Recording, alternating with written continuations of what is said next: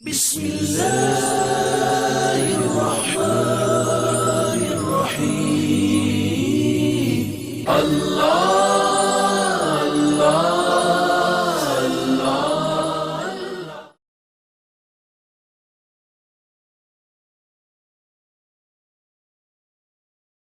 بسم اللہ الرحمن الرحیم۔ ناظرین، اللہ رب العزت کا کروڑہ احسان عظیم ہے جس نے قرآن مجید فرقان حمید کو سیکھنے سکھانے کی اس نشست میں ہم سب کو شرکت کی سعادتیں عطا کی۔ اللہ رب العزت نے قرآن مجید فرقان حمید ہماری زندگی کی کامیابی کے لیے ایک خوبصورت انسائیکلوپیڈیا عطا کیا جس کی رہنمائی سے ہم زندگی کے ہر شعبے میں کامیابی حاصل کر سکتے ہیں۔ اللہ تعالیٰ قرآن مجید فرقان حمید میں کچھ آیات احکام کی صورت میں عطا فرماتا ہے جو ہماری پریکٹیکل لائف اور براہ راست ہماری زندگی سے متعلق ہے، جن میں اوامر بھی ہیں اور نواہی بھی ہیں کہ ہم نے کون سا کام کرنا ہے اور کون سا نہیں کرنا۔ اسلام نے ہمیں لمٹس بتائے، ہمیں اصول بتائے، یہ باؤنڈری لائن ہے، یہ حدود اللہ ہے، ان کو کراس نہیں کرنا۔ کچھ معاشی مسائل کے حل کے لیے بتائے، کچھ معاشرتی پرابلمز کا حل بتایا کہ سوشل لائف کیسے ہو، اکنامک ویلیوز کی ڈیولپمنٹ کیسی ہو، انسانیت کی فلاح کیا ہے، ہیومن ڈیولپمنٹ کیسے ہو، اور کسی مملکت کی ڈیولپمنٹ اور اس کے سیاسی اقتصادی اصول کیا ہوں۔ یہ سارے کا سارا خوبصورت سسٹم اور نظام، کمپلیٹ کوڈ آف لائف القرآن ہے۔ قرآن مجید فرقان حمید صرف ایک ڈومین میں بات نہیں کرتا۔ قرآن مجید کی ڈومینز دیکھیں تو زندگی کا ہر مسئلے کا حل آپ کو قرآن میں ملتا ہے۔ اس لیے حضرت علی فرماتے ہیں، جب میرا دل کرے، میرا رب مجھ سے باتیں کرے تو میں اللہ کا قرآن پڑھتا ہوں۔ ہمیں قرآن سے تعلق جوڑنا ہے تو دیکھیں قرآن ہمیں کتنی عظمتیں عطا فرماتا ہے۔ آج ہم سورۃ النحل پہ بات کریں گے۔ سورہ نحل کا نمبر 16 ہے، پارہ نمبر 14 اور رکوع نمبر 7۔ سورہ نحل سے ہم بات کریں گے۔ سورہ نحل در حقیقت اللہ کی خوبصورت نعمتوں کا ذکر ہے۔ اللہ رب العزت اپنے موجودگی کا کئی انداز میں ہمیں احساس کرواتا ہے۔ اللہ رب العزت موجود ہے اور اس کے موجود ہونے کا ہمیں کئی انداز میں پروردگار نے اس کا طریقہ کار بتایا۔ کہیں اللہ تعالیٰ اس کائنات کے نظام سے کہتا ہے کہ یہ مظاہر قدرت تو دیکھو، یہ کبھی رات دن کا آنا، کبھی بادلوں کا زمین و آسمان کے درمیان معلق ہونا، کبھی برستی بارش کی بوندوں کو دیکھو، اور کبھی ان بوندوں سے اگنے والے گھاس اور سبزہ کو دیکھو، اور کبھی رب کی مختلف نعمتوں کو دیکھو، کبھی سپیوں کے منہ میں جانے والے پانی کے اس قطرے سے پیدا ہونے والے سچے موتی کو دیکھو۔ اللہ فرماتا ہے یہ سارے مظاہر قدرت تمہیں میرے ہونے کا بتاتے ہیں۔ اور یہی خوبصورت فلسفہ مولانا روم کا ہے جو آپ نے مثنوی میں ذکر کیا، یعنی مظاہر قدرت ہمیں اللہ کے ہونے کی خوبصورت انداز میں وضاحت کرتے ہیں کہ اللہ موجود ہے، اور وجود باری تعالیٰ، ایگزسٹنس آف اللہ، اللہ کا ہونا ان تمام دلائل سے ثابت ہوتا ہے کہ جب ہم ان تمام کی تمام چیزوں کو دیکھتے ہیں، اللہ نے پھلوں میں ایسے رنگ بھر دیے، اللہ نے پرندوں میں ایسی انواعیں پیدا کی، اللہ تعالیٰ نے درند چرند پرند نباتات جمادات ایسی چیزیں اور مخلوقات پیدا کی جس کو دیکھ کے انسان بلا اختیار پکار اٹھتا ہے، کوئی تو ہے جو نظام ہستی چلا رہا ہے، وہی خدا ہے۔ آج ہم شروع کرتے ہیں سورہ نحل سے۔ یہ مکی سورہ ہے، اس کی 128 آیات ہے۔ اللہ رب العزت نے اس سورہ کی آغاز کے اندر ارشاد فرمایا کہ وہ کفار جو یہ کہتے ہیں کہ اگر عذاب آنا ہے تو آ جائے، اللہ تعالیٰ ارشاد فرماتا ہے کہ یہ کہنا تمہارا عذاب کو روک نہیں سکتا، عذاب آئے گا اور اپنے وقت پر آئے گا۔ پروردگار ارشاد فرماتا ہے اتا امر اللہ، اللہ کا حکم آئے گا، فلا تستعجلوا، جلدی نہ کرو۔ اللہ کا حکم آتا ہے، جس چیز کا ہونا حتمی اور یقینی ہو اس کو ماضی سے تعبیر کیا جاتا ہے۔ یعنی یہ بھی ایک ٹیکنیکل بات ہے، اس کو ماضی سے تعبیر کیا، یہ نہیں کہا کہ یاتی امر اللہ، آئے گا. فرمایا اتا امر اللہ, اللہ کا حکم آتا ہے.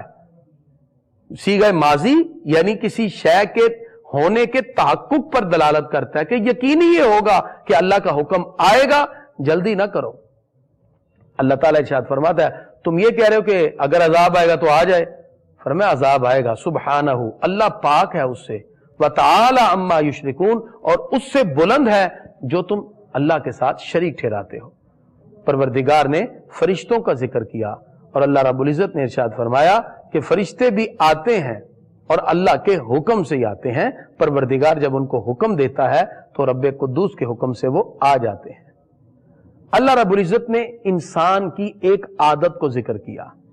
خالق کائنات نے آیت نمبر 4 میں ارشاد فرمایا خلق الانسان من نطفہ, انسان کو ہم نے ایک بوند سے پیدا کیا, ایک نتھری ہوئی بوند سے پیدا کیا. فَإِذَا هُوَ خَصِيبٌ مُبِينٌ, اور وہ بڑا ہو کر جھگڑالو بن گیا. وہ اپنے آپ میں کچھ سمجھنے لگا, اپنی حقیقت کو بھول گیا کہ تو بنا ایک نطفے سے ہے.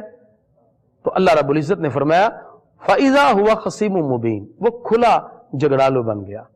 اللہ تعالیٰ ارشاد فرماتا وَالْأَنْعَامَ خَلَقَهَا, اس نے چوپائے پیدا کیے. لَكُمْ فِيهَا دِفْءٌ, اور یہ وہ چوپائے ہیں کہ تم ان کا گوشت بھی کھاتے ہو اور ان کے چمڑے سے گرم گرم کپڑے بناتے ہو, لباس بناتے ہو. وَمَنَافِعُ, اور بہت سے فائدے اٹھاتے ہو. وَمِنْهَا تَأْكُلُونَ, ان میں سے کھاتے بھی ہو.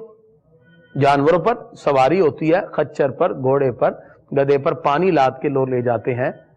حلال جانور ہیں, ان کو کھایا جاتا ہے, ذبح کیا جاتا ہے. ان کے چمڑے سے اون بنائی جاتی, ان کے چمڑے سے مختلف انداز میں چیزیں بنائی جاتی ہیں, گرم لباس بنائے جاتے ہیں. بہت سی بھیڑیں ہوتی ہیں, ابدان ہوتے ہیں جس کے بہت سا اون لیا جاتا ہے. فرمایا یہ ساری چیزیں تو اللہ نے تمہارے لیے بنائی اور تم ان سے فائدے اٹھاتے ہو. تو خالق کائنات ارشاد فرماتا ہے یہ دیکھو کبھی شام کے وقت چوپائے کی طرف کیسے اپنے گھروں کی طرف جا رہے ہوتے ہیں, اور دیکھو اللہ رب العزت نے تمہارے لیے کتنی چیزیں پیدا کی.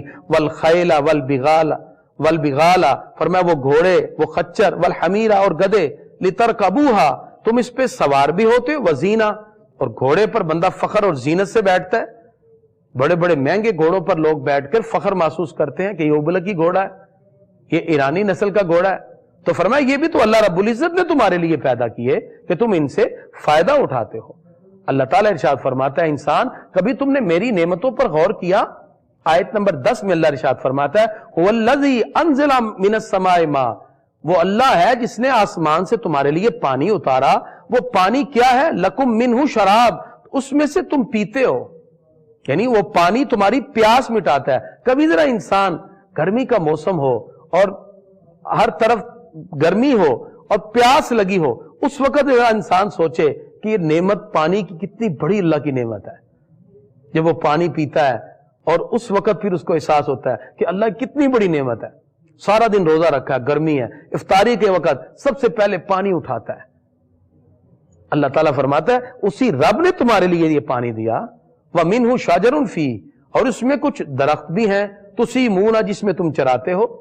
انسان بہت سی بکریاں اور بہت سے جانور بڑے بڑے ریوڑ پالتا ہے اور پھر اس کو اللہ کی چراگاہ سے جا کے چراتا ہے. فرمایا یہ بھی تو اللہ رب العزت نے تمہارے لیے پیدا کیے. اور فرمایا پھر تمہارے لیے اللہ رب العزت نے کھیتی اگائی, زیتون اگائے, کھجور ہے, انگور ہے, ہر طرح کے پھل اللہ نے پیدا کیے. ان فی ذالک لآیۃ لقوم یتفکرون, جو فکر اور دھیان کرنے والی قوم ہے وہ اس سے ضرور نشانی حاصل کرتی ہے اور اللہ کا قرب بھی حاصل کر لیتی ہے. پروردگار نے کچھ چیزیں تسخیر کی بھی ذکر کی. یہ انسان کو اللہ نے ایسی خوبصورت طاقت عطا کی, اس کی سوچ, اس کی مینٹیلٹی, اس کی تھنکنگ پار, اس کی شعور کی جو باتیں ہیں, اللہ نے شعور و ادراک کی وہ عظمتیں عطا کی کہ انسان اپنی بصیرت سے بڑی سے بڑی چیزوں کو تلاش کرتا ہے. آقا علیہ السلام فرماتے ہیں الحکمت دالت المومن, حکمت مومن کی گم شدہ میراث ہے, اور اس میراث کی تلاش میں انسان سرگرداں رہتا ہے. وہ قرآن کی آیات سے کچھ چیزوں کو تلاش کرتا ہے, وہ گردش لیل و نہار سے چیزوں کو ڈھونڈتا ہے, وہ فلک کی بدلتی ہوئی مختلف رنگوں سے اور نیرگیوں سے کہتا ہے کہ ان چیزوں میں کیا ہے. وہ کبھی پھول کی پنکھڑیوں سے اللہ کی قدرت کو دیکھ رہا ہوتا ہے. اللہ تعالیٰ ارشاد فرماتا ہے وَسَخَّرَ لَكُمُ اللَّيْلَ وَالنَّهَارَ، اس نے تمہارے لیے رات اور دن مسخر کر دیے، وَالشَّمْسَ وَالْقَمَرَ، سورج اور چاند، وَالنُّجُومَ مُسَخَّرَاتٌ بِأَمْرِهِ، ستارے اس کے حکم سے باندھے ہوئے ہیں۔ یہ ساری چیزیں اللہ کے ہونے کی دلیل ہے، اور یہی مولانا روم کا فلسفہ ہے مثنوی میں، جو مظاہر قدرت سے اللہ کے وجود پر خوبصورت فلسفہ پیش کرتے ہیں اور بتایا ہے انسان یہ ساری چیزیں اللہ نے پیدا کی، اور یہ مظاہر قدرت تمہیں اس بات کی طرف بلا رہے ہیں کہ اللہ رب العزت کی بارگاہ کی طرف رجوع کرو، اس کی قدرتوں کو دل سے مانو۔ پروردگار ارشاد فرماتا ہے انسان ذرا میری قدرت کا تھوڑا سا اندازہ تو لگا، ذرا تھوڑا سا میری قدرت کو دیکھ تو صحیح۔ وَمَا زَرَعَ لَكُمْ فِي الْأَرْضِ، اس نے زمین میں تمہارے لیے پیدا کیے مختلفاً الوانو، مختلف رنگ۔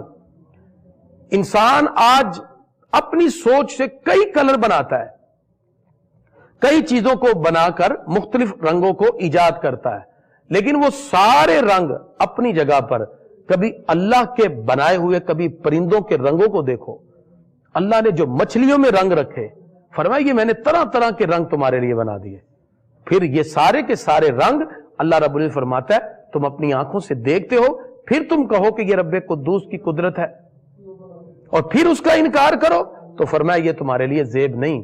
جس رب نے تمہارے لیے اتنا کچھ بنایا، اتنی نعمتیں جو تمہاری سوچ، شعور اور ادراک کی منزلوں سے بھی بڑھ کر ہے، پھر تمہیں اپنے رب کی بارگاہ میں ضرور رجوع کرنا چاہیے۔ اللہ رب العزت پھر ارشاد فرماتا ہے آیت نمبر 14 میں وَهُوَ الَّذِي سَخَّرَ الْبَحْرَ، اللہ فرماتا ہے اس رب نے تمہارے لیے دریا کو مسخر کر دیا، دریا میں بیٹھتے ہیں اور مچھلیاں پکڑتے ہیں، لِتَأْكُلُوا مِنْهُ لَحْمًا طَرِيًّا، تم اس میں سے تازہ گوشت نکال کے کھاتے ہو۔ مچھلی پکڑتے ہیں، کوئی ذبح شری کی ضرورت نہیں، ادھر سے مچھلی پکڑیں، ادھر سے آپ اس کو پکائیں اور کھا لیں۔ فرمایا تازہ گوشت تمہارے لیے اللہ نے نکالا۔ اے انسان ذرا غور تو کر کہ رب نے تمہارے لیے کتنی نعمتیں بنائیں، اور فرمایا صرف مچھلیاں نہیں، وَتَسْتَخْرِجُوا مِنْهُ حِلْيًا، تم اس میں سے زیور نکالتے ہو، تَلْبِسُونَهَا، پھر اسے پہنتے ہو۔ یعنی اس دریا سے، سمندر سے گوہر نکلتا ہے، مرجان نکلتا ہے، اور سپیاں جب اس میں سے بارش کا قطرہ اندر جاتا ہے، اس سپیوں میں سچے موتی نکلتے ہیں، خوبصورت زیورات بنتے ہیں، لوگوں کے گلوں میں آتے ہیں۔ اللہ فرماتا اندازہ لگاؤ میری قدرت کا کہ تم پانی سے مچھلیاں بھی کھا رہے ہو، گوہر اور مرجان اور خوبصورت سچے موتی تمہیں میں نے عطا کر دیے۔ اللہ فرماتا یہ ساری کی ساری میری نعمتیں تو ہیں جو میں نے تمہیں عطا کی۔ اور فرمایا تم کشتیوں کو پانی میں چلاتے ہو، اللہ نے تمہارے لیے مسخر کر دیا، چیرتے ہوئے جاتے ہو۔ اور فرمایا پھر تمہارے لیے تم زمین پہ آتے ہو، اتنے بڑے بڑے لنگر تمہارے لیے بنا دیے۔ فرمایا یہ ساری کی ساری اللہ کی نعمتیں ہیں۔ پروردگار آیت نمبر 18 میں ارشاد فرماتا ہے وَإِن تَعُدُّوا نِعْمَتَ اللَّهِ لَا تُحْصُوهَا، اگر تم اللہ کی نعمتوں کو گننا چاہو تو رب کی نعمتوں کو نہیں گن سکتے۔ اللہ نے اتنی نعمتیں تمہارے لیے پیدا فرما دی۔ خالق کائنات ارشاد فرماتا ہے پھر اے انسان تجھے کچھ تو اپنے رب کی بارگاہ میں آنا چاہیے۔ وَاللَّهُ يَعْلَمُ مَا تُسِرُّونَ، اللہ فرماتا ہے جو تم چھپاتے ہو رب وہ بھی جانتا ہے، وَمَا تُعْلِنُونَ، جو ظاہر کرتے ہو اللہ وہ بھی جانتا ہے۔ خالق کائنات نے انسان کی توجہ مبذول کراتے ہوئے انسان سے پوچھا وَالَّذِينَ يَدْعُونَ مِن دُونِ اللَّهِ، وہ جو اللہ کے سوا کسی اور کو پوجتے ہیں، جو اللہ کے سوا کسی اور کی عبادت کرتے ہیں، لا يخلقون شیئا، جو کچھ بھی نہیں بناتے اور وہ بنا ہی نہیں سکتے، وہم یخلقون، وہ تو خود بنائے گئے۔ ایک پتھر کی مورت بنا کے انسان اس کے سامنے سر ٹیک رہا ہے تو وہ تو خود اپنے وجود میں آنے کا کسی کا محتاج ہے، جو خود بنائے گئے وہ تو کچھ نہیں بنا سکتے۔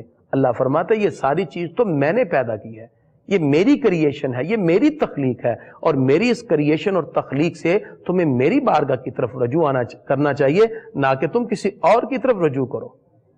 اللہ رب العزت شاہ فرماتا ہے اموات غیر احیاء، فرمایا یہ لوگ جن کو تم پوجتے ہی تو مردے ہیں، یہ جو تم نے طرح طرح کے بت سجا رکھے ہیں ان کے اندر جان نہیں ہے، یہ زندہ نہیں ہے، اور تم ان کی پوجا کر رہے ہو، ان کو خدا سمجھ رہے ہو، یہ بے جان ہے، یہ اپنے وجود ہے ہی، وما یشعرون، انہیں خبر ہی نہیں، ایان یبعثون، کہ کب یہ اٹھائے جائیں گے۔ یہ تو مجبور، بے جان، بے علم معبود کیسے ہو سکتے ہیں؟ یہ سارے دلائل قاطعہ اللہ نے ذکر کیے اور جنہوں نے اللہ کو چھوڑ کر کسی اور کو خدا سمجھا، عبادت کے لائق سمجھا، ان کو محتاج، ان کی طرف اس طرح وہ متوجہ ہوتے ہیں کہ ان لوگوں کو ہر چیز سے بے نیاز اور محتاج سمجھنے لگے اور ان کو خدا سمجھ کے ان کی عبادت کرنے لگے۔ اللہ فرماتا نہیں، صرف اللہ کی عبادت کرو، اسی کی بارگاہ میں اپنی جبین نیاز کو جھکاؤ۔ الہکم الہ واحد، وہی تمہارا ایک خدا ہے، ایک معبود ہے، تم کس کی طرف جا رہے ہو؟ اور اللہ رب العزت شاہ فرماتا ہے جو تم ظاہر کرتے ہو اللہ وہ بھی جانتا ہے، جو چھپاتے ہو وہ بھی جانتا ہے۔ خالق کائنات نے سورۃ النحل میں اپنی بہت سی نعمتوں کا اور بھی ذکر فرمایا اور فرمایا پھر تم اللہ کے بارے میں جھگڑتے ہو، طرح طرح کی تعویلیں بناتے ہو، حالانکہ یہ ساری کی ساری چیزیں پروردگار ہے جس نے بنائی اور پیدا کی۔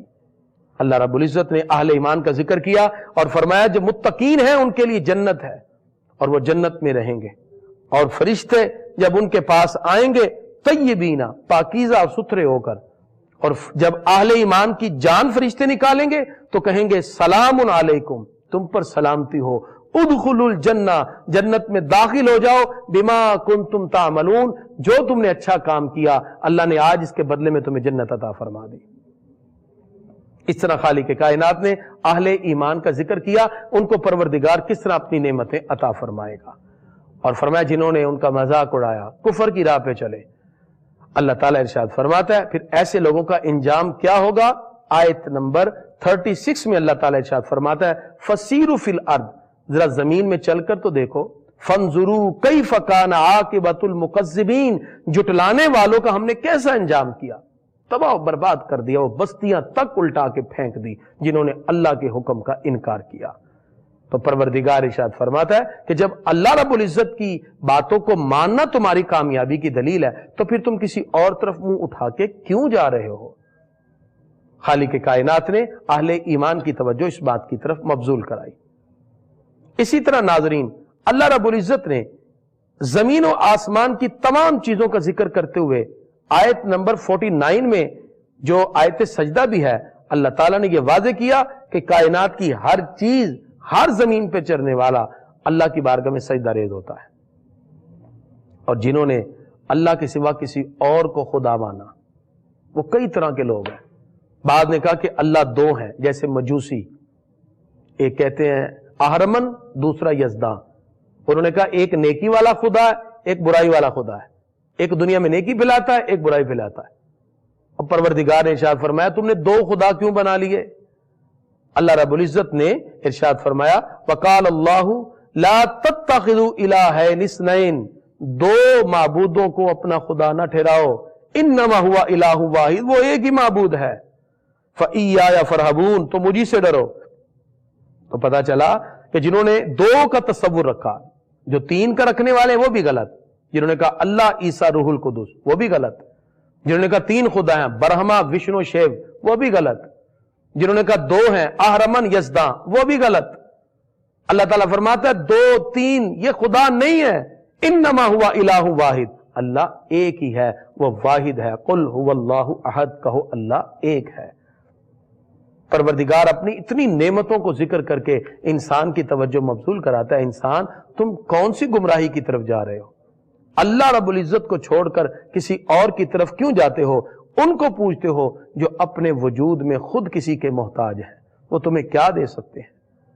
اس لیے خالق کائنات نے انسان کی توجہ ایک اور بات کی طرف مبذول کرائی۔ پروردگار ارشاد فرماتا ہے انسان ذرا غور تو کر، زمین بنجر پڑی ہے، اللہ بارش برساتا ہے تو پھر پروردگار اس بارش سے زندگی عطا فرماتا ہے۔ واللہ انزل من السماء ماء، وہ اللہ ہے جو آسمان سے بارش برساتا ہے، فاحیا بہ الارض، زمین کو زندہ کر دیتا ہے بعد موتہا، اس کے مردہ ہو جانے کے بعد، پھر اس میں اناج اگ رہے ہیں، زندگی مل گئی، یعنی زمین کی زندگی اس کی فصل کے ساتھ ہے۔ فرمایا یہ بھی تو تمہارے لیے نشانی ہے۔ اللہ رب العزت ارشاد فرماتا ہے ہم آپ کو ایک اور نشانی سمجھاتے ہیں۔ پروردگار نے انسان کی توجہ اس بات کی طرف مبذول کرائی، جو لوگ یہ کہہ رہے تھے کہ مرنے کے بعد کیسے کوئی زندہ ہوگا، مرنے کے بعد تو اس کا جسم مٹی میں مل گیا، اور مٹی اور اس کا جسم جب آپس میں خلط ملط ہو گئے تو کیا پتا چلے گا کہ اس کے جسم کی مٹی یہ ہے اور زمین والی مٹی یہ ہے، یہ کیسے، یہ تو مکس ہو گئے۔ یہ طرح طرح کے سوال آج بھی بہت سے لوگ لاجیکل ریفرنسز سے بات کرتے ہیں اور کہتے ہیں جی ہمیں لاجیکل سمجھائیں. ایک انسان مر گیا، اس کی باڈی مٹی میں مل گئی، وہ مٹی کے اندر مکس ہو گیا، اب اس کے جسم کی جو مٹی ہے وہ اور جو زمین کی مٹی وہ تو مکس ہے، کیسے پتا چلے گا کہ یہ اجزاء اس کے جسم کے ہیں اور یہ اس کے؟ اللہ تعالیٰ ارشاد فرماتا ہے اگر تمہیں یہ بات سمجھ نہیں آتی کہ ہم تمہیں کیسے زندہ کریں گے، تمہارے ملے ہوئے اجزاء کو جدا کر کے زندہ کیسے کریں گے، اللہ تعالیٰ فرماتا ہے ہم تمہیں ایک مثال سے سمجھاتے ہیں کہ کئی چیزیں ہیں لیکن اللہ رب العزت اگر حکم دے تو مجال نہیں ہے کہ ایک چیز دوسرے میں مل جائے. وہ کیسے؟ اللہ تعالیٰ ارشاد فرماتا ہے آیت نمبر 66 میں وَإِنَّ لَكُمْ فِي الْأَنْعَامِ لَعِبْرَةً. اللہ فرماتا ہے یہ جو جانور ہے یہ بھی تمہارے لیے نشانی ہے، یہ گائے ہے، یہ بکری ہے، فرمایا یہ بھی تمہارے لیے ایک نشانی ہے. کیسے؟ فرمایا یہ گائے ہے اور گائے گھاس کھاتی ہے، اور گھاس کے بعد پھر ایک وقت آتا ہے جب ایک پروسیس گزر جاتا ہے تو پھر وہ تمہیں دودھ دیتی ہے. اللہ تعالیٰ ارشاد فرماتا ہے اب اس نے چارہ کھایا اور چارہ کھانے کے بعد اس چارے سے کچھ گوبر بنا، کچھ پیشاب بن گیا اور کچھ اس میں سے دودھ بنا. اللہ فرماتا ہے تو کبھی غور تو کر، جگہ تو ایک ہے. پروردگار ارشاد فرماتا نسقیکم مما فی بطونہ من بین فرث و دم. اے انسان ذرا غور تو کر، وہ چارہ جو اس نے کھایا وہ اس کے پیٹ میں گیا، پیٹ سے جا کر ایک ہی جگہ ہے، وہیں سے ایک طرف گوبر نکل رہا ہے، ایک طرف اس کا پیشاب نکل رہا ہے اور ایک طرف میٹھا میٹھا دودھ نکل رہا ہے. اللہ فرماتا ہے بندے کبھی تیرے دودھ میں گوبر کی سمیل بھی آئی ہے؟ کبھی تیرے دودھ میں پیشاب کی کوئی بوند بھی آئی ہے؟ اور ایک ہی جگہ سے تینوں چیزیں جا رہی ہیں. اللہ فرماتا ہے جو رب تمہیں ایک ہی چارے سے گوبر اور پیشاب جدا کر کے پاک پینے والا دودھ دے سکتا ہے، وہ رب اپنی قدرت سے دوبارہ زندہ کر کے تمہیں انسان کی صورت میں کھڑا کر کے اپنی بارگاہ میں بھی بلا سکتا ہے. اللہ فرماتا ہے یہ اجزاء جدا کرنا رب کے لیے مشکل نہیں. پروردگار ارشاد فرماتا ہے کہ ہم نے تمہیں ایک ایسی چیز پینے کے لیے دی جو ان جانوروں کے پیٹ سے ہے، لبنن خالصن سائغا للشاربین، جو میٹھا میٹھا دودھ، خالص دودھ گلے میں آسانی سے اترتا ہے. اللہ فرماتا ہے جب ہم ان سارے اجزاء کو تمہارے سامنے روزانہ جدا کر کے دیتے ہیں، جب بھی دودھ پیو آپ کے ذہن میں یہ بات آنی چاہیے کہ رب کی کتنی قدرت ہے. نہ اس میں کوئی سمیل گوبر کی ہے نہ پیشاب کی، اور دودھ میٹھا آ رہا ہے. اللہ فرماتا ہے ایک ہی جگہ سے تینوں چیزیں نکل رہی ہیں، لیکن تینوں کے اندر نہ گوبر میں دودھ کی آمیزش ہے، نہ پیشاب میں دودھ کی آمیزش ہے، نہ دودھ میں گوبر یا پیشاب کی. اللہ فرماتا ہے ہم نے پاک چیز پینے کے لیے تمہیں دی. وہ رب ہے جو ان ساری چیزوں کو جدا کر کے تمہیں آج دے سکتا ہے، وہ قیامت میں بھی تمہارے جسم کے ذرات کو زندہ کر کے اپنی بارگاہ میں اٹھا سکتا ہے. پروردگار نے آیت نمبر 67 تک اس کا ذکر کیا اور بڑے خوبصورت انداز میں. اور پھر اللہ تعالیٰ ایک اور مثال سے اپنی قدرت سمجھاتا ہے کہ کسی طرح انسان کی عقل میں یہ بات تو آئے اور انسان اس بات کو سوچے. خالق کائنات نے اسی طرح آیت نمبر 68 اور 67 اور 69 کی طرف ان باتوں کو ذکر کیا. خالق کائنات ارشاد فرماتا وَأَوْحَى رَبُّكَ إِلَى النَّحْلِ، اور تیرے رب نے شہد کی مکھی کی طرف وحی کی. ناظرین جب غیر نبی کی طرف وحی ہو اس سے مراد القاء ہے کہ اللہ کا وہ اشارہ، وہ علم جو اللہ کسی کے دل میں ڈال کے اس کے دل کو پختہ کر دے. جیسے موسیٰ علیہ السلام کی والدہ کی طرف وحی کی نسبت ہے تو مراد القاء ہے. شہد کی مکھی کی طرف وحی کی بات ہے تو مراد القاء ہے، کیونکہ وحی صرف نبیوں اور رسولوں کے ساتھ خاص ہے، غیر نبی کے لیے وحی نہیں ہوتی. اللہ تعالیٰ فرماتا ہے ہم نے شہد کی مکھی کی طرف وحی کی، یعنی القاء کیا. کیا؟ انی تخذی من الجبال بیوتا، کہ اپنے گھر پہاڑوں میں بناؤ. اب یہ جو مکھیاں ہیں، چھوٹی چھوٹی مکھیاں ہیں، یہ درختوں میں اور پہاڑوں میں بلند جگہ پر اپنے گھر بناتی ہیں. وَمِمَّا يَعْرِشُونَ، اور یہ اس میں رہتے ہیں. اب اللہ کا حکم دیکھیں، پروردگار ارشاد فرماتا ہے ہم نے ان کو حکم دیا کیا؟ ثُمَّ كُلِي مِن كُلِّ الثَّمَرَاتِ، ہر طرح کا پھل کھاؤ. کوئی پھل کڑوا ہے، کوئی میٹھا ہے، کوئی کسیلا ہے، کوئی کھٹا ہے. یہ سارے پھلوں کو نچوڑتی ہیں. اور علامہ روم کی یہاں مجھے بڑی پیاری بات یاد آئی. مولانا روم نے بھی اس مقام پر لکھا کہ ایک مرتبہ آقا علیہ السلام نے ایک مکھی سے پوچھا کہ تیرے پاس جو رس ہے وہ کڑوا بھی ہے، کسیلا بھی ہے، مختلف پھلوں کا اور پھولوں کا رس تو چوستی ہے، مٹھاس کیسے پیدا ہوتی ہے؟ تو مکھی نے کہا ہم رس چوس کے پیارے محبوب آپ پہ درود پڑھ کے چلنا شروع ہو جاتے ہیں، اور ہم اپنے گھر تک پہنچتے ہوئے درود پڑھ کے پھر وہ رس جو ہم نے نچوڑا ہے جا کے انڈیل دیتے ہیں، اللہ آپ کے درود کی برکت سے اس میں مٹھاس پیدا فرما دیتا ہے۔ یہ حکایت ہے جو مولانا روم نے ذکر کی مثنوی کے اندر۔ تو اب اس آیت میں کیا ہے؟ اللہ رب العزت شاہ فرماتا ہے کہ یہ مختلف پھلوں سے پھل نچوڑتی ہیں، پھر ہم نے کہا فسلکی سبل ربک، اور اپنے رب کی طرف چل، فسلکی سبل ربک ذللا، اللہ تیرے لیے راستوں کو آسان کر دے گا۔ اب کیا ہے؟ جو کچھ اس مکھی نے مختلف پھلوں سے نچوڑا ہے وہ اس کے پیٹ میں ہے، یہ جا کے اپنے گھر میں انڈیل دیتی ہے شہد کے چتے میں۔ اللہ فرماتا ہے یخرج من بطونہا شراب مختلف الوانہ، ہم ایسا خوبصورت اس کے منہ سے نکلا ہوا وہ مادہ تمہیں پلا دیتے ہیں کہ جب تم اس کو پیتے ہو فیہ شفاء للناس، اس میں لوگوں کے لیے شفا ہی شفا ہے، جسے ہم شہد کہتے ہیں۔ اللہ تعالیٰ شاہ فرماتا ہے انسان کبھی تو نے اس پہ غور کیا کہ رب کی کتنی بڑی قدرت ہے کہ یہ مختلف چیزوں کا جو رس یہ نچوڑ لیتے ہیں، یہ اپنے منہ میں لیتے ہیں اور پھر جا کے اس کو انڈیل دیتے ہیں، اللہ اس میں بھی مٹھاس پیدا کر دیتا ہے۔ فرمایا یہ رب کی قدرت ہے۔ یعنی سوال وہی ہے کہ انسان کے جسم کے اجزاء جب مٹی میں مل جائیں گے یہ زندہ کیسے ہوگا؟ تو اللہ فرماتا ہے یہ ہماری قدرت ہے، جو رب ایک پھل کے یا پھول کے رس کو جو اس نے اپنے پیٹ میں انڈیلا اس کو جا کے ڈال دیا، کوئی کڑوا کوئی کسیلا، سب کو ملا کے اللہ نے ایک میٹھا مشروب ہمیں شہد دے دیا۔ فرمایا وہ رب ہے جو جیسے چاہے کیفیت کو تبدیل کر دے۔ اللہ تعالیٰ کی اسی قدرت سے مان لو کہ اللہ موجود ہے، اس نے یہ ساری چیزیں تمہارے لیے پیدا کی۔ اللہ فرماتا واللہ خلقکم، یہ سارے دلائل ذکر کر کے اللہ تعالیٰ شاہ فرماتا ہے وہی اللہ ہے جس نے تمہیں پیدا کیا، ثم یتوفاکم، پھر تمہاری وہ جان قبض کرے گا، پھر تمہاری موت آئے گی۔ یعنی انسان جب اس کو پیدا کیا اس کو زندگی بھی دی، وَمِنْكُمْ مَنْ يُرَدُّ إِلَىٰ أَرْذَلِ الْعُمُرِ، کوئی تم میں سے بڑھاپے کی عمر تک جاتا ہے، اور کچھ ایسے بھی ہوتے ہیں جو بڑھاپے سے پہلے دنیا چلے جاتے ہیں، اجل اللہ نے مقرر کر دی۔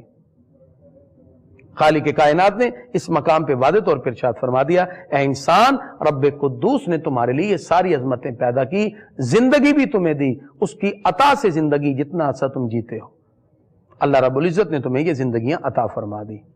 خالق کائنات نے پھر اپنی خوبیاں بیان کی، فرمایا الحمدللہ، سب خوبیاں اللہ کو، بل اکثرہم لا یعلمون، آیت نمبر 75۔ اللہ فرماتا ہے اکثر لوگ یہ جانتے ہی نہیں ہیں۔ خالق کائنات نے ارشاد فرمایا وَمَن یَأْمُرُ بِالْعَدْلِ، جو انصاف کا حکم دیتا ہے، وَهُوَ عَلَىٰ صِرَاطٍ مستقیم، وہ سیدھے راستے پر ہے۔ رب قدوس نے ارشاد فرمایا قیامت کا امر ہو کر رہے گا، اور وہ ایک پلک کی طرح جھپکنے کی طرح ہے، جیسے پلک جھپکتی ہے تو قیامت واقع ہو جائے گی۔ اللہ رب العزت ارشاد فرماتا ہے ہم نے تمہیں یہ ساری عظمتیں عطا کی، تمہیں کان دیے، تمہیں آنکھیں دی، تمہیں دل دیے، لعلکم تشکرون، کہ تاکہ تم شکر ادا کرو۔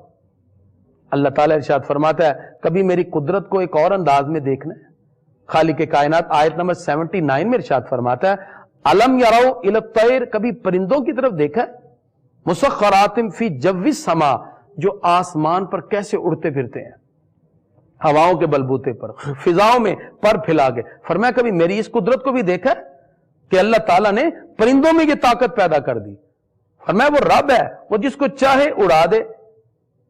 اور یہ رب قدوس نے انسان میں ایک سینس پیدا کی، جانوروں میں پیدا کی۔ ایک چھوٹا سا جیسے ہی انڈے سے بچہ نکلتا ہے وہ اپنی چونچ زمین پہ مارتا ہے، اور جیسے ہی بکری کا بچہ جیسے ہی اس کی ولادت ہوتی ہے وہ فوراً اپنے ماں کے تھنوں کی طرف منہ کر کے دودھ پیتا ہے۔ آخر جو مرغی کا بچہ تھا انڈے سے نکلا اس نے منہ اوپر کیوں نہیں کیا، وہ نیچے دانا جھک رہا ہے۔ اور جو بکری کا بچہ ہے اس کی پیدائش کے بعد وہ منہ زمین پہ کیوں نہیں مارتا، وہ منہ پر کیوں کرتا ہے؟ اللہ فرماتا ہے یہ ہم نے علم عطا کیے اور ہم نے ان کو سمجھایا۔ وہ دنیا میں آتے ہی اپنی فطرت کے ساتھ جڑ گئے، پرندے ہواؤں میں اڑ رہے ہیں، انسان اپنی فطرت کے مطابق چل رہا ہے۔ ہر ایک کی نیچر اللہ تعالیٰ نے بنا دی. فرمایا انسان اتنی ورائٹی ہم نے تمہاری بنائی. انسان کبھی اپنے ڈی این اے پہ غور کرے نا, کتنی ورائٹی ہیں. انسان آج اپنے فنگر پرنٹ پہ غور کرے, اتنی ورائٹی, اتنے انسان, ایک کا چہرہ دوسرے سے نہیں ملتا, ایک کا ڈی این اے دوسرے سے نہیں ملتا, ایک کا فنگر پرنٹ دوسرے سے نہیں ملتا. فرمایا یہ تو صرف انسانوں کی بات ہے, ہم نے انسان بھی بنائے, جنات بھی بنائے, ہم نے بہت سے پرند بھی بنائے, چرند بھی بنائے, درند بھی بنائے, جمادات بھی بنائے, نباتات بھی بنائے, کچھ پانی کے جانور اور کچھ پانی کے ہم نے مچھلیاں اور بہت سی اس پانی کے اندر ہم نے چیزیں پیدا کر دیں, کچھ ہم نے بری پیدا کی, کچھ باہری پیدا کی, کچھ زمین پہ ہیں, کچھ پانی پہ ہیں. اللہ فرماتا ہے ان گنت انواع تمہارے لیے پیدا کی. اے انسان یہ ساری چیزیں جو تم دیکھ رہے ہو, اللہ فرماتا ہے میری قدرت کے سامنے, میری نعمتوں کے سامنے کل متاع دنیا قلیل, یہ تھوڑا سا ہے, یہ بالکل قلیل ہے. تو جس رب کی قلت کا یہ حال ہے, اس رب کی کثرت کا کیا حال ہوگا. پروردگار فرماتا ہے اے انسان میری ان قدرتوں پہ غور کر کے اللہ رب العزت فرماتا ہے تم میری بارگاہ میں اپنی جبین نیاز کو جھکاؤ. اللہ رب العزت نے کچھ جانوروں کا ذکر کیا.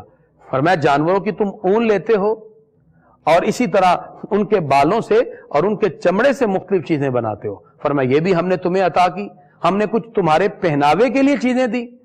انسان ریشم سے یا مختلف چیزوں سے دھاگا بناتا ہے اور اس کے بعد پھر اس سے کپڑے تیار ہوتے ہیں. فرمایا وہ ہم نے تمہارے تن ڈھانپنے کے لیے بنائے.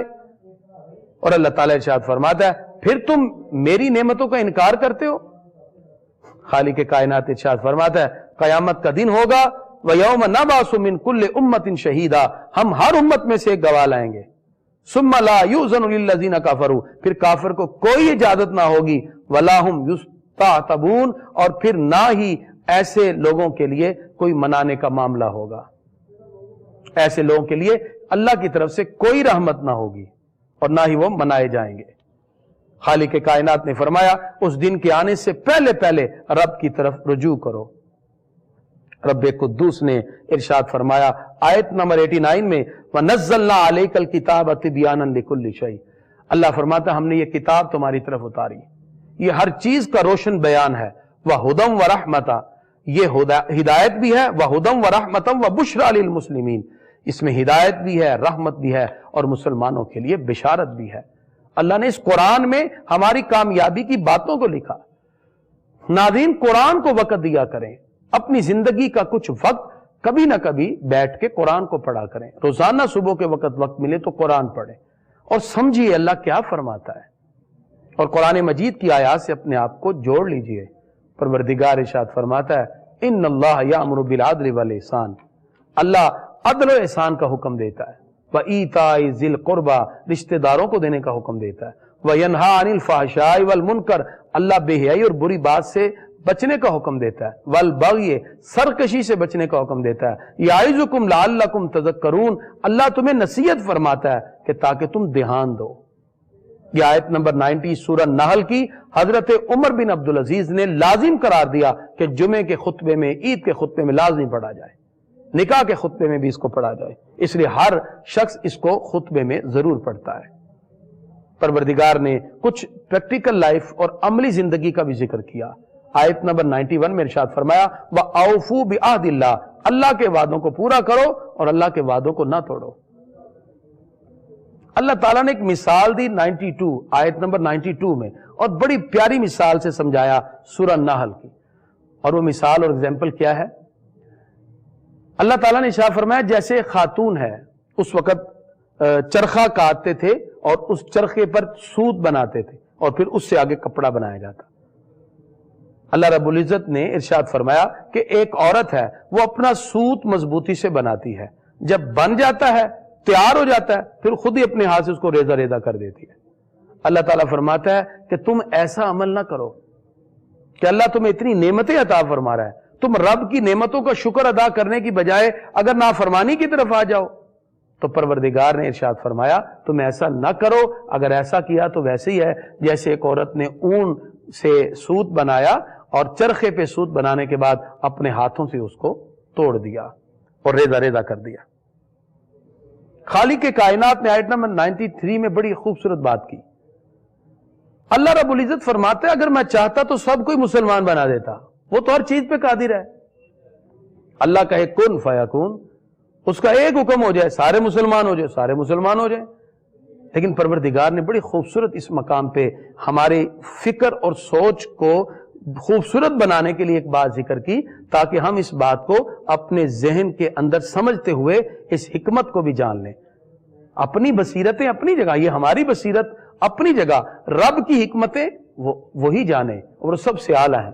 اللہ تعالیٰ فرماتا ہے وَلَوْ شَاءَ اللَّهُ، اگر اللہ چاہتا لَجَعَلَكُمْ أُمَّةً وَاحِدَةً، تمہیں ایک ہی امت بنا دیتا. وَلَٰكِنْ يُضِلُّ مَن يَشَاءُ، لیکن اللہ جسے چاہتا ہے گمراہ کر دیتا ہے. وَيَهْدِي مَن يَشَاءُ، جسے چاہتا ہے اسے ہدایت دیتا ہے. وَلَا تُسْأَلُنَّ عَمَّا كُنتُمْ تَعْمَلُونَ، اور ضرور تم سے تمہارے کام پوچھے جائیں گے. یعنی تمہارے جو کام ہیں ان کے بارے میں تم سے ضرور پوچھا جائے گا. اللہ تعالیٰ ارشاد فرماتا وَلَا تَشْتَرُوا بِعَهْدِ اللَّهِ ثَمَنًا قَلِيلًا، اللہ کے وعدوں کو تھوڑے سے مول سے نہ بیچو. پروردگار ارشاد فرماتا ہے جو اللہ کے پاس ہے وہ سب سے اعلیٰ ہے. خالق کائنات نے آیت نمبر 97 میں بڑی خوبصورت بات ذکر کی جو ہماری پریکٹیکل لائف میں ایک خوبصورت ممید و معاون بن سکتی ہے. خالق کائنات ارشاد فرماتا ہے من عامل صالحا، جو شخص اچھا کام کرے، من ذکرین او انسا، مرد ہو یا عورت، وہو مؤمنون، شرط یہ ہے کہ ہو ایمان والا. اگر ایک شخص مومن ہے، مرد ہو یا عورت، اچھا عمل کرے، یعنی صرف ایمان ہی نہیں اعمال صالحہ بھی کرے، اللہ فرماتا فَلَنُحْيِيَنَّهُ حَيَاتًا طَيِّبَةً، ہم اسے ایک اچھی زندگی عطا فرمائیں گے. اور فرمایا وَلَنَجْزِيَنَّهُمْ أَجْرَهُمْ، ہم اسے ایسا اجر عطا کریں گے بِأَحْسَنِ مَا كَانُوا يَعْمَلُونَ، جو اس کے بہتر کام کے لائق ہو.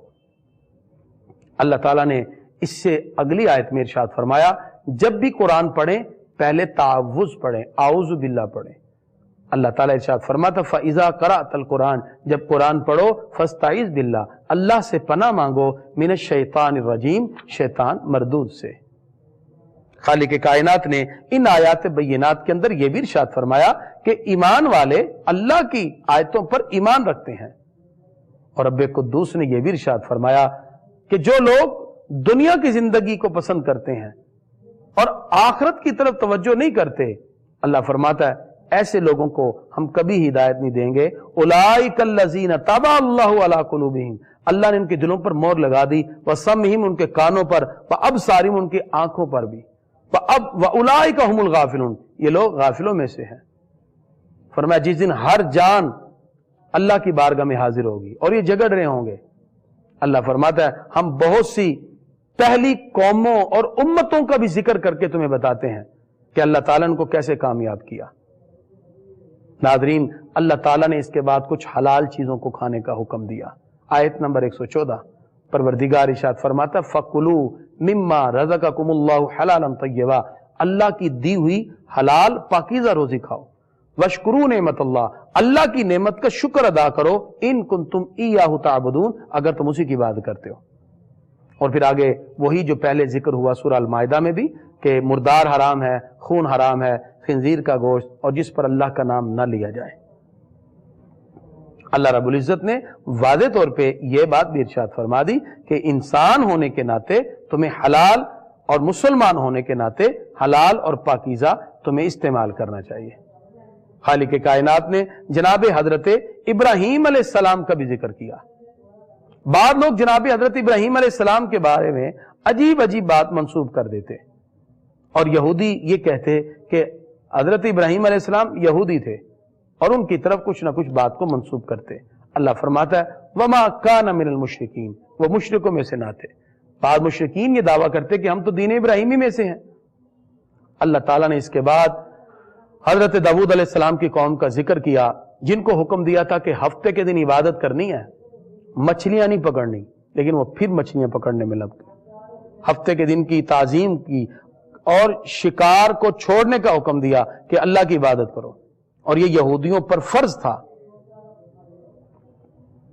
اسی طرح حضرت موسیٰ علیہ السلام نے بھی اپنی قوم کو بہت سے دنوں میں اللہ کی عبادت کا حکم دیا. یہ وہ اختلاف کی طرف چلتے رہے. بہرحال یہ لوگ جب ان کو کہا گیا کہ ہفتے کو شکار نہ کریں، یہ بار بار شکار کی طرف جاتے رہے. آخر کار کیا ہوا؟ سورہ آراف میں اس کی تفصیل کے ساتھ ہم نے بات کو سماعت کیا۔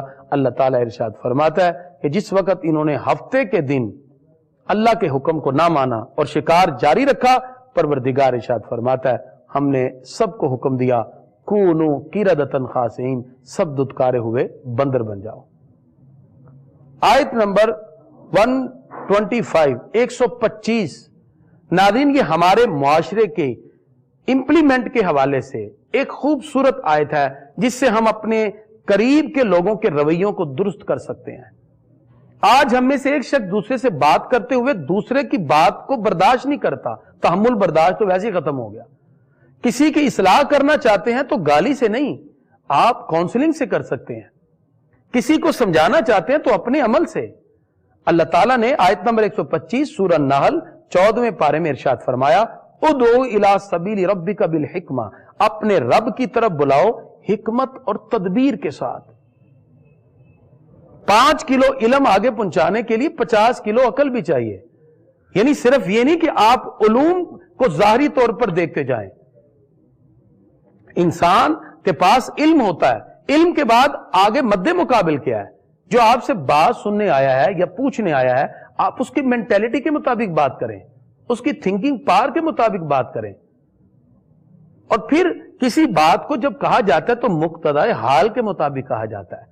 تقاضے وقت کیا ہے، تقاضے حال کیا ہے، حکمت اور دانائی کیا ہے۔ اللہ تعالیٰ ارشاد فرماتا ہے کہ دین کی بات بھی کسی کو بتانی ہو تو ایسے نہیں کہ ڈائریکٹ کسی کو کہا جائے کہ ایسے کرو اور نہیں کرو گے تو تمہارا یہ انجام ہے، وہ اپنے انجام کو سن کے ویسے ہی پیچھے ہٹ جاتا ہے۔ اللہ تعالیٰ ارشاد فرماتا ہے ادعو الی سبیل ربک بالحکمہ، تدبیر کے ساتھ، حکمت کے ساتھ بلاؤ، والموعظۃ الحسنہ، اچھی نصیحت کے ساتھ۔ کوئی اچھی سی ایگزامپل کوڈ کریں، کوئی اچھی سی بات کریں جو اس کی سوچ کے مطابق ہو، مینٹیلٹی کے مطابق ہو، اچھی نصیحت کریں۔ وجادلہم باللتی ہی احسن، اور بحث بھی کریں تو اچھے انداز میں۔ یعنی بعض لوگ صرف بحث میں ایک دوسروں کو جیتنے اور ہارنے پر لگ جاتے ہیں۔ اختلاف رائے اچھی بات ہے، اسے مخالفت نہ بنائیں، اختلاف رائے کریں کہ آپ کا نقطہ نگاہ یہ ہو سکتا ہے، میرا یہ ہے۔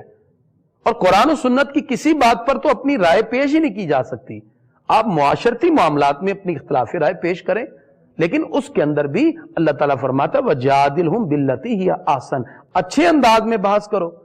یہ نہیں کہ آپ کسی کی انسلٹ کریں اور کسی کے منصب کو بھی اس سے گرا دیں، کرٹیسائز کریں۔ اللہ فرماتا ہے اِنَّ رَبَّكَ هُوَ أَعْلَمُ بِمَنْ ضَلَّ عَنْ سَبِيلِهِ، اللہ جانتا ہے اس کو جو راہ سے گمراہ ہوا، وَهُوَ أَعْلَمُ بِالْمُهْتَدِينَ، وہ ہدایت یافتہ کو بھی جانتا ہے۔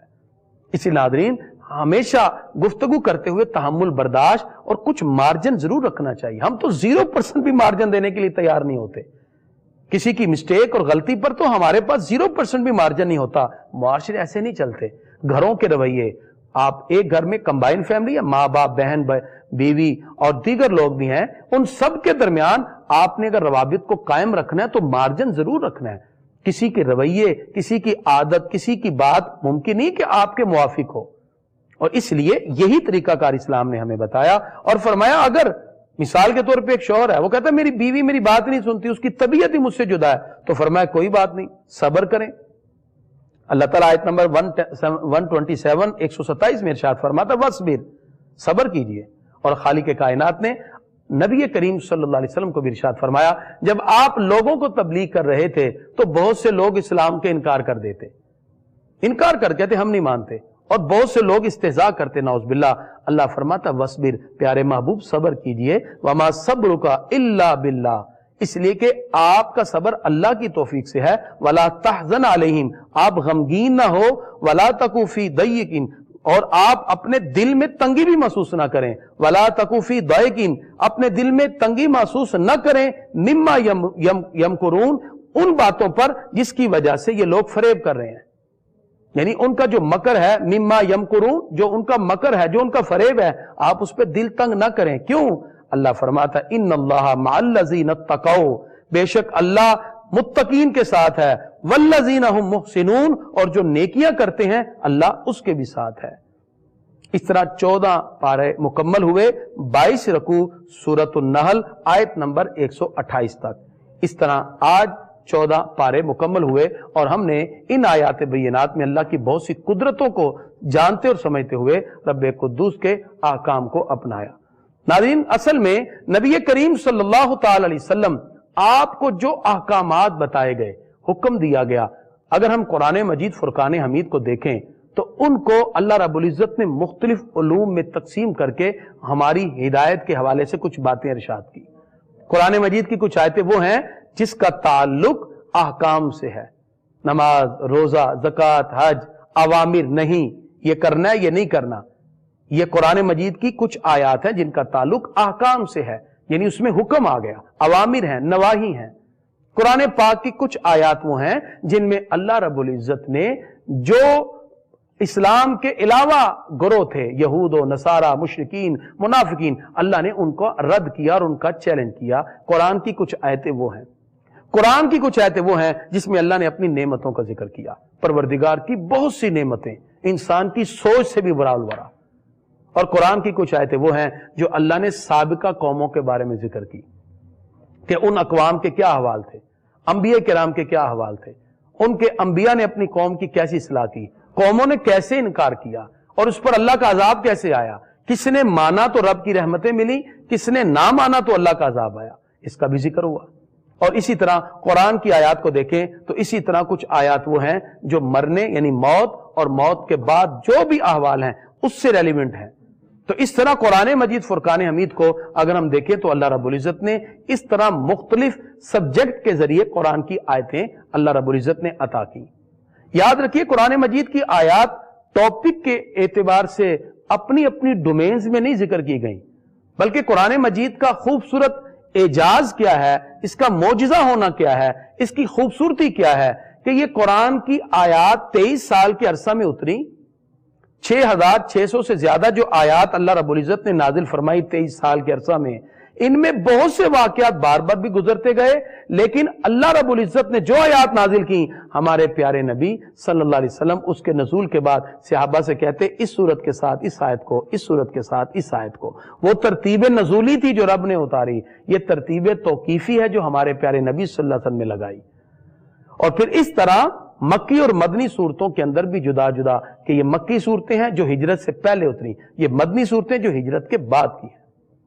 اور پھر ان مکی اور مدنی صورتوں کے اندر بھی جیسے آقا علیہ الصلوۃ والسلام نے ترتیب لگائی اسی طرح صحابہ کرام نے پھر اس کو لکھا، اور پھر آقا علیہ الصلوۃ والسلام کی یہی جو ترتیب تھی اسی کے مطابق پھر قرآن مجید کے آگے پارے اور باقی ساری چیزیں بنتی گئی۔ قرآن مجید میں جو رکوع ہیں، یہ رکوع کیسے بنے؟ حضرت عثمان غنی رضی اللہ عنہ نماز تراویح میں جتنا قرآن پڑھ کے رکوع کرتے تھے وہاں رکوع لکھ دیا گیا، اس طرح قرآن کے رکوع بنتے گئے۔ قرآن مجید فرقان حمید وہ خوبصورت کتاب ہے جو ہماری کامیابی کی سب سے بڑی ممید و معاون ہے۔ اور اللہ رب العزت نے آج جو ہم نے سورہ نحل کو پڑھا اس میں واضح طور پر ارشاد فرمایا، اے انسان ذرا رب کی قدرت پہ غور کر، اس کی نعمتوں پہ غور کر، اس نے تمہیں اتنی نعمتیں عطا کی، اللہ کی عطا کردہ ان نعمتوں کا حق یہ ہے کہ تم ان کی بارگاہ میں، رب کی بارگاہ میں اپنی گردن کو جھکاؤ۔ ایک صاحب نے مجھ سے کہا کہ مجھے کیسے پتا چلے کہ میرا رب کی بارگاہ میں کیا مقام ہے؟ تو میں نے کہا یہ تو بہت آسان ہے۔ کہا کیسے؟ میں نے کہا اگر آپ یہ دیکھنا چاہتے ہیں کہ آپ کا رب کی بارگاہ میں کیا مقام ہے، پہلے اپنے دل میں دیکھیں آپ کے دل میں رب کا کیا مقام ہے۔ جیسا آپ نے رب کو اپنے دل میں مقام دیا ہے، رب نے بھی اپنی بارگاہ میں آپ کو ویسا ہی مقام دیا ہے۔ یعنی انسان جب انالیسس کرے اور سیلف اکاؤنٹیبلٹی کی طرف آئے، اپنا تجزیہ اور اپنا محاسبہ کرے تو پھر انسان کے لیے کامیابی کی راہیں کھلنا شروع ہو جاتی ہیں۔ تو لہذا یہ مظاہر قدرت، یہ گردش لیل و نہار، یہ صبح و شام کا آنا، یہ رب کی بے انتہا نعمتیں اور اللہ رب العزت کا عطا کردہ یہ سارے کا سارا اتنا خوبصورت نظام، یہ سسٹم ہمیں اللہ رب العزت کی بارگاہ کی طرف رجوع کرنے کا حکم دیتا ہے۔ اس لیے ہمیں چاہیے ہم اللہ رب العزت کی قدرتوں کا اقرار بھی کریں اور پھر اس کی نعمتوں کا اقرار کرتے ہوئے اس کی بارگاہ میں اپنی جبین نیاز کو بھی جھکائیں۔ خالق کائنات نے ہمیں بے شمار نعمتیں اور بے شمار عظمتوں سے پروردگار نے ہمیں متصف کیا۔ تو ناظرین ہم سب پر لازم ہے کہ ہم اللہ اور اس کے رسول کے احکام کو دل سے تسلیم کرتے ہوئے جس طرح اللہ تعالیٰ نے اپنی نعمتوں کا ذکر کیا اس کا شکر بھی ادا کریں۔ اللہ فرماتا ہے تم شکر ادا کرو لَأَزِيدَنَّكُمْ، میں تمہاری نعمتوں میں اور اضافہ کر دوں گا۔ آج ضرورت ہے توبہ اور تائب کی، اللہ کی بارگاہ میں جبین نیاز کو جھکانے کی، اس کی نعمتوں کا شکر ادا کرنے کی اور رب قدوس کی رحمتوں کو حاصل کرنے کی۔ اگر ہم ان ساری کی ساری عظمتوں سے جڑتے جائیں گے تو دنیا اور آخرت دونوں جہانوں کی کامیابیاں پروردگار ہمیں عطا فرمائے گا۔